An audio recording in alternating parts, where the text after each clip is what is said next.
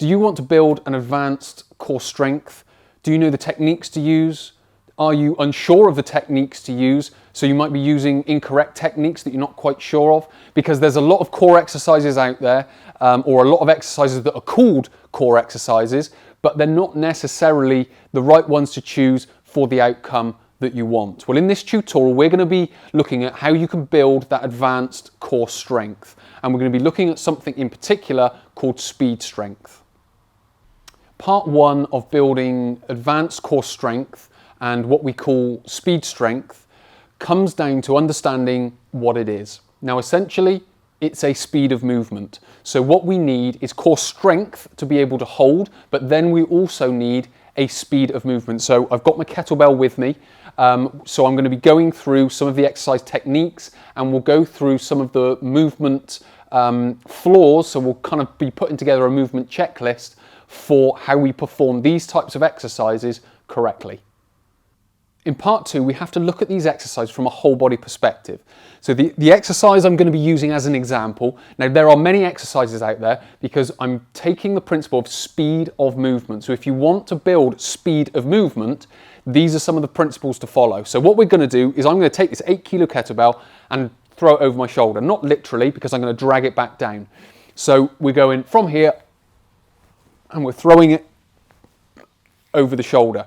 Now, yes, this is a core exercise, but as I mentioned, we have to take it from a whole body perspective.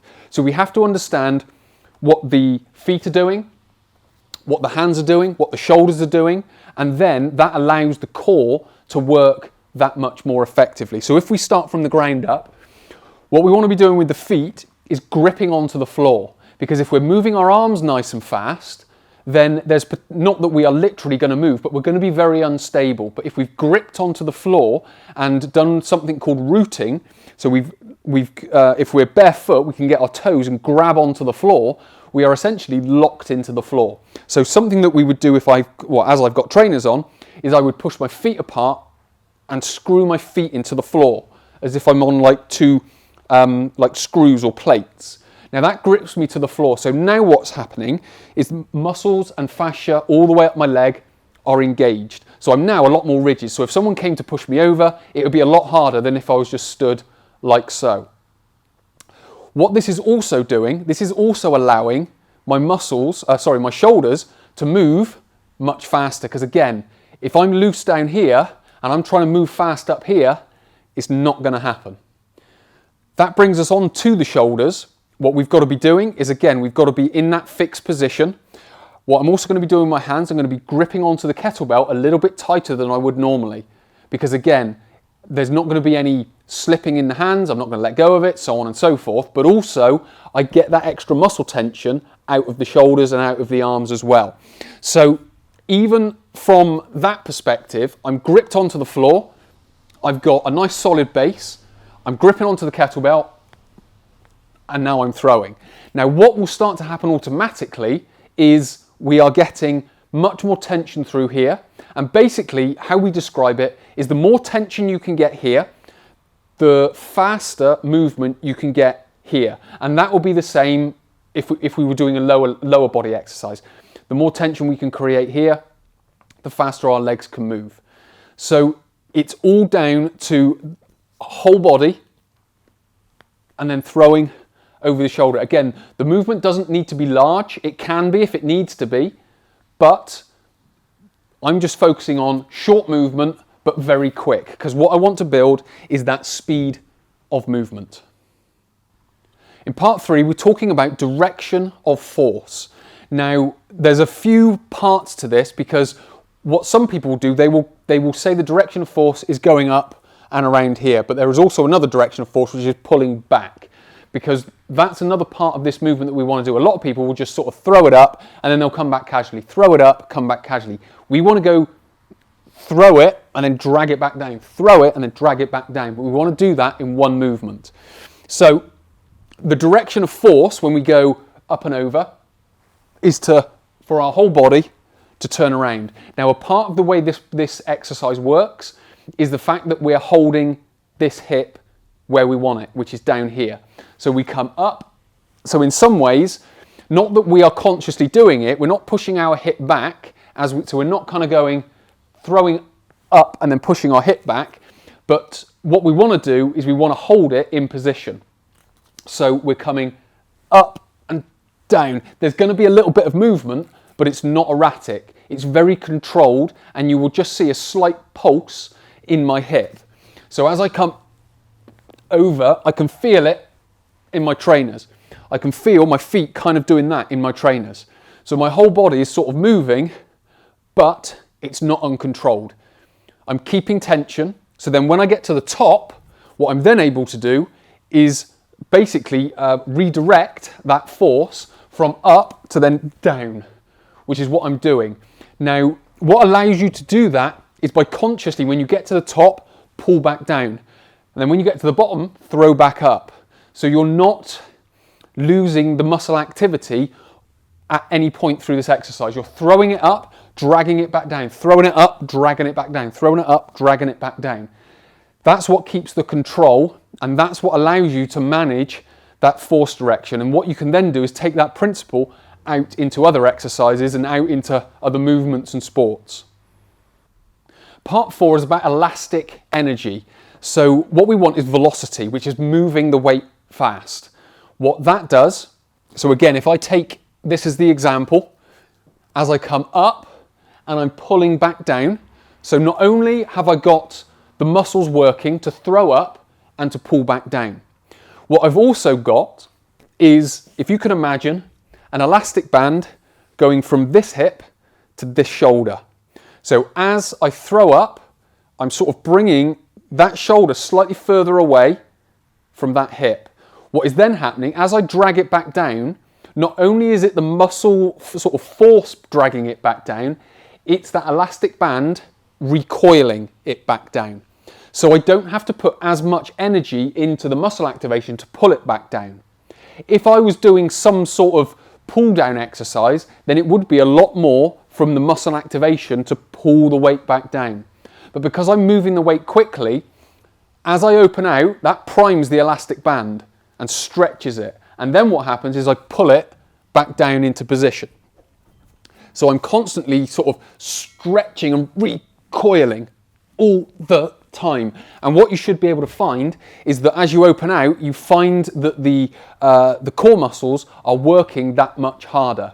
So not only have we got traditional sort of muscle activation that we would experience in a bicep curl or a dumbbell press or a pull down, but we've got this elastic energy.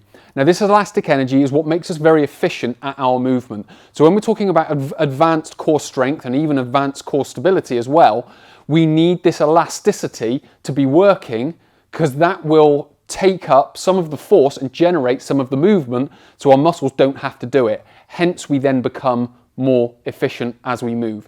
And as I mentioned, you can make this in bigger movements, you can make this in different movements.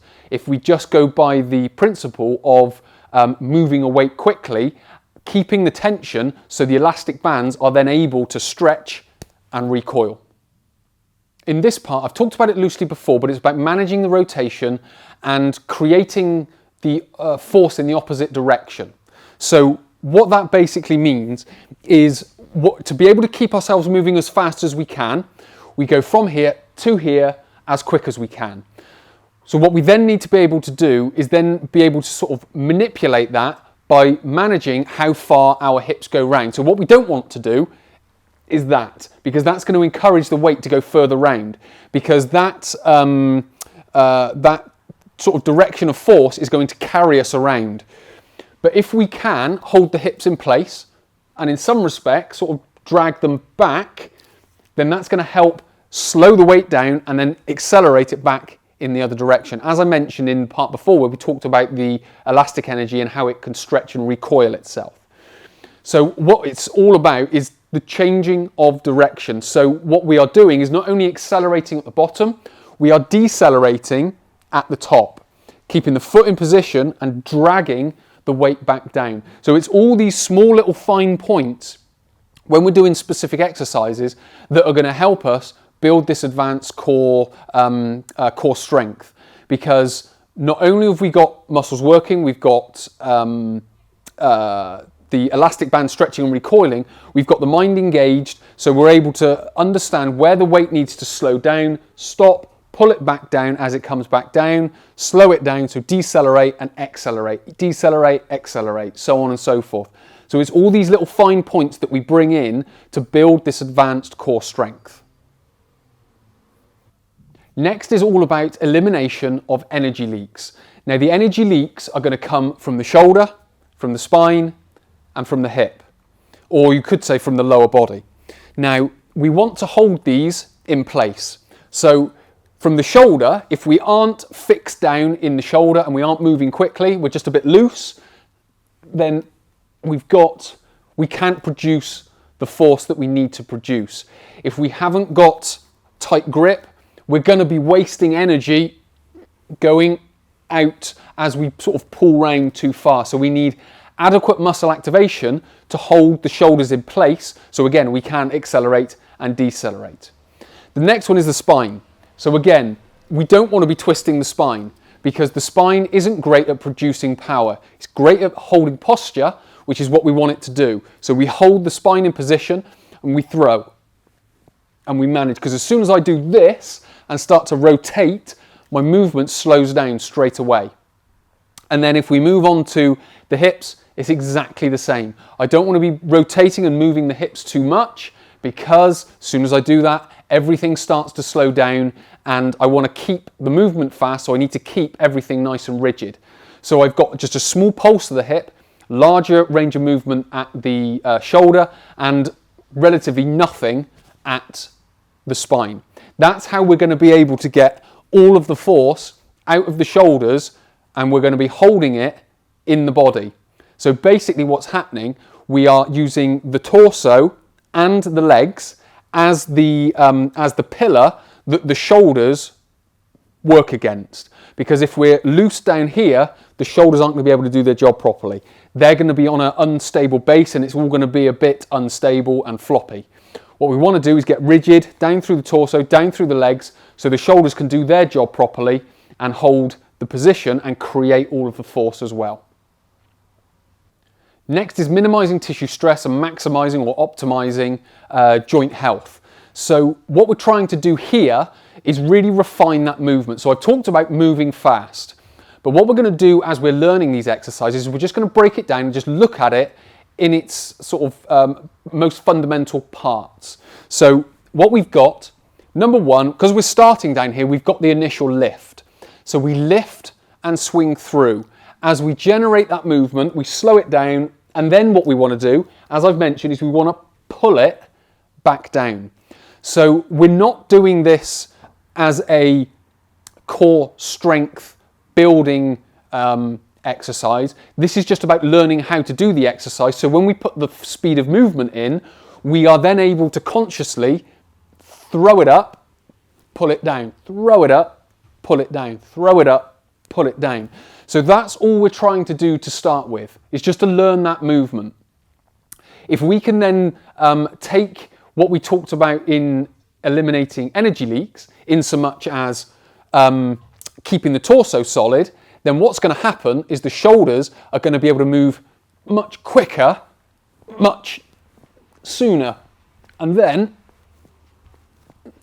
we've got nice solid torso, legs, which again, as I mentioned, is allowing the shoulders to do their job, which is move the weight quickly, but also because we've got muscle activation, we've got fascial, elastic type of energy working, we're going to be minimizing the stress on the joints because we haven't got the hips moving, we haven't got the spine moving.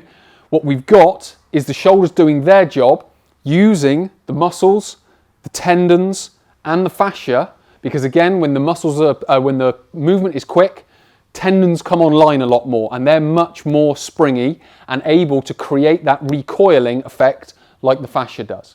So we are optimizing muscles, fascia, and tendons as essentially one unit, and also keeping joints in place so the spine stays healthy and the hip joint stays healthy. And then finally, managing fatigue or minimizing fatigue, because what that helps us do is that helps us with all the other steps. So what we talked about technique, about throwing up, pulling back down, managing how much hips moves, managing how much shoulder move, that all comes down to fatigue, because as soon as fatigue sets in, a lot of that will start to go out the window. So how we essentially build fatigue is by building reps, but that has to be based on the technique that we're using. So it's very simple. Let's just use 8 reps, for example, to start with. So I'm going up 8, 3, 4, 5, 6, 7, and then it all starts to go to pieces, 7 and 8. What I might do is go, right, I'm going to start at 6. I'm going to get that solid. 2, 3, 4, 5, 6. I know I can do it. I know it's solid. Then what I would do after a week or so, I would build that up, put it up to 7. After a week or so, put it up to 8. After a week or so, put it up to 9, so on and so forth. Just build it in that way. But what you're doing is you're building it in a way that maintains joint integrity, minimizes stress on tissues, keeps joints healthy, keeps all the muscles working and working well, keeps the elastic strength. So everything that we talked about is maintained whilst we're doing the exercise. So we don't then go damaging the progress that we've made and damaging any joints or tissues that are vulnerable. So to quickly summarize, we've been talking about how we build advanced core strength using a principle called speed strength, which is essentially moving a weight fast. We've gone through all the different techniques about how we need to come from a whole body perspective, get the legs, the hands, the arms, as well as the torso, which is in some respects, the actual bit that we want to be developing.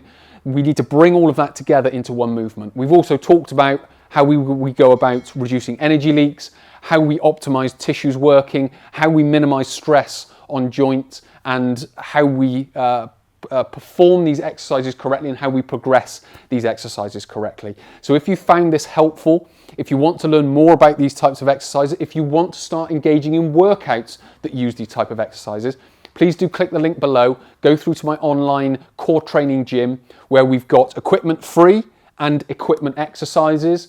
We can tailor for beginners, intermediates and advanced. So the beginners start on a structured 12-week program to get them to that intermediate level where they can then start taking part in the more intermediate and advanced type of workouts, which include more exercises like this. So if you found that helpful, please do click the link below and enroll today.